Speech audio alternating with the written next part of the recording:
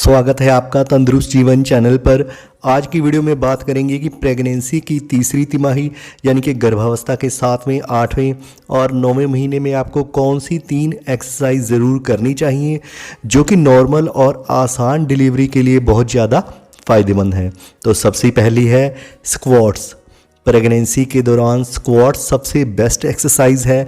इस एक्सरसाइज को करने से पैरों के सभी मसल्स, बट्स और कंधे मजबूत बनते हैं। इससे पेल्विक मसल्स में भी मजबूती आती है। बेबी को नीचे की तरफ खिसकने में फ़ायदा मिलता है। सर्विक्स लचीली बनती है यानी कि बच्चेदानी का मुंह सही समय पर खुलने में आसानी होती है।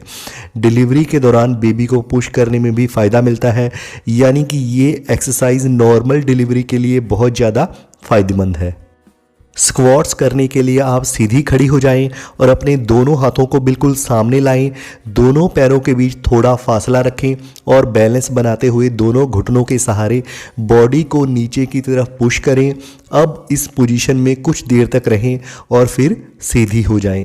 इस एक्सरसाइज को आप 10-15 बार या फिर जितनी बार आप आसानी से कर सकती हैं करें। तीसरी तिमाही में अगर आपको खड़े होने में मुश्किल हो रही है तो ये एक्सरसाइज आप किसी कुर्सी या टेबल को पकड़कर भी कर सकती हैं या फिर अगर आपके पास एक्सरसाइज बॉल है तो उसके सहारे भी आप इस एक्सरसाइज यानी कि स्क्वाट को कर सकती हैं। Kegel exercise. कीगल एक्सरसाइज गर्भावस्था में, डिलीवरी के दौरान और डिलीवरी के बाद भी बहुत लाभदायक है। कीगल एक्सरसाइज करने से प्रेगनेंसी में होने वाली यूरिन और पेल्विक फ्लोर मसल्स की प्रॉब्लम भी कम हो जाती है। इस एक्सरसाइज से पेल्विक फ्लोर मसल्स मजबूत बनते हैं और डिलीवरी के दौरान शिशु को पुश करने में आसानी होती है। लेबर पेन कम महसूस होता है और डिलीवरी के बाद भी रिकवरी जल्दी होती है। आप इस एक्सरसाइज को पेशाब करने के बाद ही करें यानी कि ब्लैडर पूरी तरह से खाली होना चाहिए। कीगल एक्सरसाइज करने के लिए आप पीठ के बल लेट जाएं और दोनों हाथों को बॉडी की दोनों तरफ सीधा रखें और अपनी हथेलियों को ज़मीन पर फैलाकर रखें। अब अपने घुटनों को मोड़ें और पैरों को ज़मीन से ऊपर उठाएं। उसके बाद अपने हिप्स को भी ज़मीन से ऊपर उठाएं और पेल्विक फ्लोर मसल्स पर प्रेशर बनाएं। कुछ सेकंड तक इस पोजीशन में रहें और फिर कूल्हों को नीचे कर लें।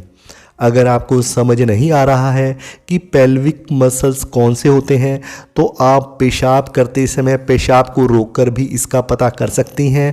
पेशाब रोकने से जिन मसल्स पर ज़्यादा प्रेशर पड़ता है वही पेल्विक फ्लोर मसल्स होते हैं। यानी कि कीगल एक्सरसाइज करते समय आपको पेल्विक फ्लोर मसल्स पर ही प्रेशर बनाना होता है। पैदल सैर करना। तीसरी तिमाही के दौरान अगर आप कोई भी एक्सरसाइज नहीं कर पा रही हैं क्योंकि इस दौरान पेट के बढ़ने के कारण आपके लिए एक्सरसाइज करना मुश्किल हो सकता है, तो ऐसे में रोज़ाना 25 से 30 मिनट की पैदल सैर करना आपके लिए सबसे बेस्ट एक्सरसाइज है।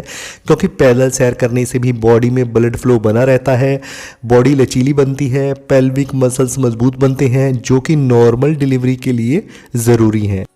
तीसरी तिमाही तक गर्भस्थ शिशु भी काफ़ी हद तक विकसित हो जाता है, इसलिए इस दौरान रोज़ाना ताज़ी हवा में पैदल सैर करना आपके और आपके गर्भस्थ शिशु के लिए बहुत फ़ायदेमंद है। इसके अलावा आप घर के छोटे मोटे कामकाज भी कर सकती हैं। ऐसे में उखड़ू पोजीशन में झाड़ू पोछा करने से भी पेल्विक फ्लोर मसल्स मजबूत बनते हैं और सर्विक्स में लचीला बनाता है जो कि नॉर्मल डिलीवरी के लिए बहुत फ़ायदेमंद है। आपको कोई भी एक्सरसाइज तभी करनी है अगर आपकी प्रेगनेंसी बिल्कुल हेल्दी चल रही हो और किसी प्रकार की कोई समस्या ना हो। अगर आपको कुछ भी असहज महसूस हो और मन में किसी भी एक्सरसाइज को लेकर कोई भी शंका हो तो ये एक्सरसाइज करने से पहले अपनी डॉक्टर से सलाह ज़रूर कर लें। तो अभी के लिए इतना ही। Good bye.